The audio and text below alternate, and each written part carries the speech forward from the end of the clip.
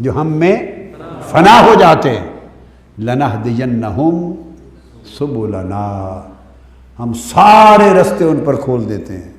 تو جو ہم میں فنا ہو جاتے ہیں ہم ان کو بقا دے دیتے ہیں، ساری بقا دے دیتے ہیں، تو پھر وہ فینا کی بجائے لعلا ہو جاتے ہیں۔ ہر کوئی اپنے اپنے منصب اور مقام کے مطابق لعلا ہوتا ہے، تو فینا سے لعلا کا سفر ہے۔ سمجھانا یہ چاہتا ہوں، یہ سبق ذہن میں رکھ لیں کہ جب تک یہ جو اپنے آپ کو مارنا تبھی فنا ہوتی ہے نا، یہ نہ ہو تو فینا نہیں ہوتا سبق پورا، تو لعلا کیسے ملے؟ ہم اسی کے اندر گم ہیں، ہم اسی کے اندر گم ہیں۔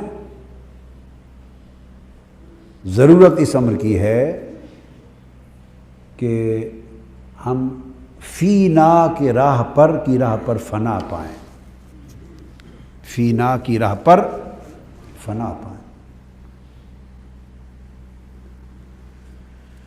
اور یہ فنا نہیں ملتی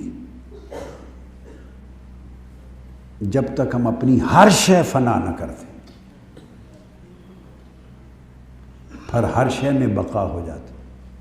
اس کے لیے بس میں ایک قول بیان کرتا ہوں سیدنا ابراہیم بن ادہم کا، سیدنا ابراہیم بن ادہم کا قول۔ اب یہ بتا رہا ہوں کہ کس طرح مجاہدہ میں فنا کیسے ہوتی، بڑی اہم چیز ہے، اس کو پلے باندھ لیں۔ مجاہدہ میں فنا کیسے ہوتی؟ آپ فرماتے ہیں اس وقت تک بندہ صالحین کے درجے میں مجاہدہ کے طریق پر، فنا کے طریق پر آگے درجہ نہیں پاتا جب تک کہ وہ یغلق باب النعمت و یفتح باب الشدہ، فنا کے وہ جو نعمت ملنا، نعمت دستیابی میسر ہونا، جب تک یہ دروازہ اپنے اوپر بند نہ کر لے اور شدت، تکلیف، محرومی کا دروازہ کھول نہ لے، اس وقت تک اس طریق پر فنا نہیں ہوتی۔ ہماری جنگ ہی ساری ملنے کی بحالی پر ہے، اور یہاں فنا کی جنگ ساری کھونے پر محنت ہے۔ تو اب بتائیں پھر یہ کیسے بات بن سکتی؟ فرماتے ہیں کہ ملنے کا دروازہ بند کر لو اور سب کچھ کھو دینے کا دروازہ کھول لو، یہ اس باب نعمت اور اس باب میں فنا ہے۔ ہماری تو جنگ اور لڑائی ساری ہے، اس کو اتنا ملا مجھے نہیں ملا، اس کے بعد پھر بقایا تو ایسے چسکا ہی ہے، باتوں کا چسکا ہے، اس کا کوئی زندگی سے، مجاہدہ سے، فنا سے، بقا سے، ترقی سے، حال سے کوئی تعلق نہیں ہے۔ وہ فرمایا نعمت کا دروازہ بند کر لو اور شدت کا، تکلیف کا دروازہ خود کھول لو۔ جب بندہ تکلیف کا دروازہ خود کھولتا ہے تو پھر تکلیف پہ شکوہ نہیں کرتا۔ ہم تو ابھی اسی میں رہتے ہیں کہ مجھے یہ جگہ نہیں ملی، یہ مقام نہیں ملا، یہ نعمت نہیں ملی، یہ عزت نہیں ملی، یہ ریکگنیشن نہیں ملی، یہ سٹیٹس نہیں ملا، بس وہ مجھے یہ نہیں ملا، مجھے یہ نہیں ملا، مجھے یہ نہیں ملا۔ تو نتیجہ اس کا یہ ہوتا ہے کہ وہ دروازے خیر کے لَنَهْدِيَنَّهُمْ سُبُلَنَا، ہم تمام دروازے اور راستے اس پر کھول دیتے ہیں، وہ راستہ ایک بھی کھل نہیں سکتا، وہ بقا کی طرف، فتح کی طرف سفر ہی طے نہیں کر سکتا، ایک دروازہ بھی نہیں کھول سکتا، اس لیے کہ اس کی تو ساری جنگ اپنے آپ کو فنا کرنے کی بجائے میں کی بقا کے اوپر جنگ ہے۔ کیا؟ میں کی بقا پر جنگ ہے۔ اسی کی پریشانیاں ہیں، اسی کی فرسٹریشنز ہیں، اسی کے جھگڑے ہیں، اسی کی آپس میں چپکلش ہے، اسی کی ایک دوسرے کے ساتھ دشمنیاں ہیں، اسی کی عداوت ہے، اور زندگی میں اسی کا عذاب ہے، اور یہی جہنم ہے۔ آپ چاہیں کہ زندگی، میں آپ کو بتاتا ہوں، اگر چاہیں تو یہی زندگی آپ کی جنت ہو جائے، کیا یہی زندگی جنت ہو جائے، تو یہ اس کا پہلا سبق ہے۔ اسی زندگی کو جنت بنانا ہے تو پانے کا دروازہ بند کر دے اور سب کچھ کھونے کا دروازہ کھول دے۔ لہذا وہ جو نہیں ملا اس پر جو فرسٹریشن ہوتی ہے وہ ختم، کم ملا فرسٹریشن ختم، اس کو زیادہ ملا فرسٹریشن ختم، کیوں نہیں ملا، اتنی دیر ہو گئی فرسٹریشن ختم، اتنی مدت گزر گئی آج تک نہیں ملا فرسٹریشن ختم۔ جب ملنے کا دروازہ ہی بند کر دیا اور کھو دینے کا دروازہ کھول لیا تو جب فرسٹریشن لائف سے ختم ہو جائے تو راحت مل جاتی ہے۔ راحت کو جنت کہتے ہیں۔ کیا؟ راحت کو جنت کہتے ہیں۔ حضرت شیخ محمد بن فضیل رحمۃ اللہ تعالیٰ علیہ فرماتے ہیں الراحت ہی الخلاص من امانی النفس، نفس جو خواہشیں کرتا ہے ان خواہشوں سے خلاصی پا جانے کا نام راحت ہے، یہی جنت ہے۔ خواہشوں سے خلاصی پا جانے کا نام راحت ہے۔ تو فرمایا ایک نعمت کا دروازہ بند کر دیں، شدت تکلیف کا دروازہ کھول لیں۔ پھر فرمایا یغلق باب العزہ و یفتح باب الذل، عزت کا دروازہ بند کر دیں اور ذلت کا، بے عزتی کا دروازہ کھول دیں۔ یعنی یہ جو اگر کسی نے آپ کی عزت نہیں کی اور اس سے آپ کو پریشانی ہونی ہے تو فرمایا اس عزت کی خواہش کا دروازہ ہی بند کر دیں اور اپنی بے عزتی اور ذلت کے لیے دروازہ کھول دیں۔ یعنی کوئی اگر آپ کی بے عزتی کرے تو اس میں آپ کو مزہ آئے، مشکل کام ہے نا، یہ تصوف ہے۔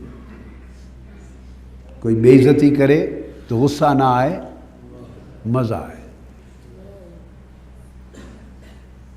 اب میری بات سمجھیں، اس لیے کہ لوگ جس کی بے عزتی کرتے ہیں اللہ کے ہاں وہی عزت پاتا ہے، لوگ جس کو دھتکار دیتے ہیں اللہ کے ہاں وہ مقبول ہوتا ہے۔ حضور علیہ السلام نے فرمایا بڑے لوگ گرد آلود بعد پھٹے پرانے کپڑوں والے ایسے ہیں کہ تمہارے دروازے پر آئیں تو تم دھتکار دو، ان کو کھڑے نہ ہونے دو، اتنی نفرت کرو۔ اور فرمایا ان کا حال تم دھتکار دو، اور ان کا حال یہ ہے کہ اگر وہ اللہ کے بھروسے پہ قسم کھا دیں، جو کہہ دے خدا وہی پورا کر دیتا ہے۔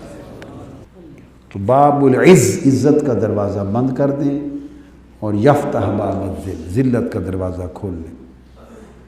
یغلق باب الراحہ و یفتح باب الجہد، پھر راحت اور آرام کا دروازہ بند کر دیں اور محنت کا، مجاہدے کا، تگ و دو کا دروازہ کھول لیں۔ یغلق باب النوم و یفتح باب السحر، نیند کا دروازہ بند کر دیں اور جاگنے کا دروازہ کھول لیں۔ یغلق باب الغنا و یفتح باب الفقر، غنا، فراخی، کشادگی کا دروازہ بند کر دیں، فقر، محتاجی، کم دستیابی کا دروازہ کھول لیں۔ یغلق باب العمل و یفتح باب الاستعداد للموت، امیدوں کا دروازہ، طویل زندگی اور پھر طویل لمبی امیدیں، ان امیدوں کا دروازہ بند کر دیں اور فقط موت کے انتظار کا دروازہ کھول دیں۔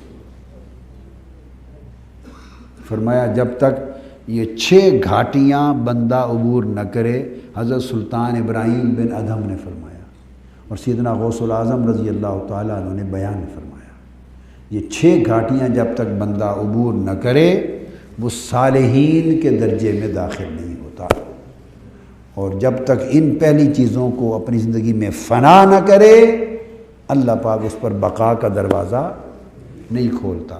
ان چیزوں میں جب ان چیزوں کو فینا کی نظر نہ کر دے تو اللہ تعالیٰ اس کے صلے میں اسے لعلا پہ فائز نہیں کرتا۔ یہ ایک بنیادی چیز ہے، ایک سفر ہے۔ تو تربیت کے لیے جب تک دیکھیے نا، اب سونا بھی ہے، جب تک اس میں کھوٹ چھوٹ ہوتا ہے، کٹھالی میں ڈال کے جب تک آگ پر اس کو رکھا نہ جائے، پگھلایا نہ جائے، اور اس کے میل کو چیل کو پگھلا کر جلا کر نکالا نہ جائے، تو سونا بھی کھرا نہیں ہوتا۔ تو جب تک پگھلا کر جلا کر بندے کے اندر کے میل نہ نکالے جائیں، بندہ کھرا کیسے ہوگا؟ بندہ کھرا کیسے ہوگا؟ لوہا ہے، لوہے کو پگھلا کر بھٹی پہ چڑھا کر جب تک اس کی میل مٹی کچیل سارا نکال نہ دیا جائے تو لوہا فولاد نہیں بنتا۔ ہے کوئی ایسی چیز جو اعلیٰ ہو گئی ہو بھٹی پہ چڑھے بغیر، جلے بغیر، میل کچیل نکالے بغیر، اس کی محنت کے بغیر، کوئی اعلیٰ نہیں ہوتی، ادنا ہی رہتی ہے۔ کیا؟ ادنا ہی رہتی۔ تو یہ جو ادنا سے اعلیٰ ہونے کا سفر ہے، یہ فینا سے لاعلیٰ کا سفر ہے، یہ مجاہدہ ہے۔ کیا؟ یہ مجاہدہ ہے۔ تو یہ تو میں آپ سے نہیں کہتا کہ آپ یہ 6 کے 6 سارے دروازے اس قابل ہو جائیں یک لخت کہ یہ سارے دروازے بند کریں اور سارے یک لخت دوسرے کھول لیں۔ ابتدا میں مشکل ہے، ابتدا میں تو سارا رستہ عبور کرنا تو ابتدا میں مبتدی کے لیے مشکل ہے، مگر اس راستے پر چڑھنا، چل پڑنا، یہ تو مشکل نہیں۔ آپ چل پڑے تو اللہ مشکل کو آسان کر دے گا، چونکہ فینا کا سفر جب شروع ہو جائے، فینا کا سفر جب شروع ہو جائے تو اللہ تھام لیتا ہے۔ لَنَهْدِيَنَّهُمْ سُبُلَنَا، اللہ دروازے پھر کھولنے لگ جاتا ہے نا راستے، آگے پھر آپ کے ارادے کو اللہ کی طرف سے قوت و برکت مل جاتی ہے۔ آپ چل پڑے، اللہ دروازے راستے کھولتا چلا جاتا ہے۔ بس ایک وہی جگہ ہے جہاں رک کے آدمی کھڑا ہوا ہے، ایک بار اس گھاٹی میں کود پڑنے کی بات ہے۔